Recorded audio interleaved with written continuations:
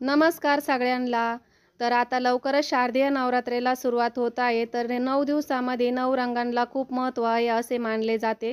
तर देवीला पण 9 रंगांचे वेगवेगळ्या रंगांच्या साड्या नेसवल्या जातात। तसेच महिलाही त्याच प्रकारच्या साड्या घालतात। तर देवीचा आशीर्वाद आहे असे मानले जाते। तर ह्या दिवसामध्ये रंगांना खूप असं महत्त्व आहे। तर पहिला जो रंग आहे तो आहे सोमवारी पांढरा रंग। पांढरा रंग हा शांततेचा आणि पावित्र्याचे प्रतीक आहे। आणि देवी शैलपुत्रीची पूजा केली जाते ह्या दिवशी। या दिवशी पांढऱ्या रंगाला खूप महत्त्व आहे आणि महिलासुद्धा पांढरा रंग वेअर करतात। तर आता चला दुसरा दिवस।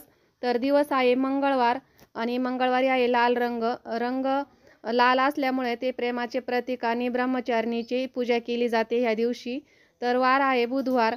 रंग आहे निळा, शांततेचे आणि विश्वासाचे प्रतीक आहे। देवी चंद्रघटीची पूजा केली जाते ह्या दिवशी। आणि वार आहे गुरुवार। रंग आहे पिवळा, उत्साह आणि चैतन्याचे प्रतीक मानले जाते आणि देवी कृष्णमांडा या देवीची पूजा केली जाते। तर आता वार आहे शुक्रवार। रंग आहे हिरवा। हिरवा रंग निसर्गाचे आणि मायेचे प्रतीक असते। देवी स्कंद मातेची पूजा केली जाते।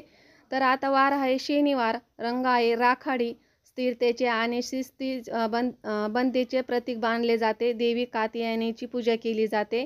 आणि वार आहे रविवार। रंग आहे केशरी। केशरी रंग हा शांततेचे आणि ज्ञानाचे प्रतीक आहे। देवी कालरात्रीची पूजा केली जाते। तर आता वार आहे सोमवार। रंग आहे मोरपंखी, सुबकतेचे प्रतीक मानले जाते आणि महागौरीची पूजा केली जाते।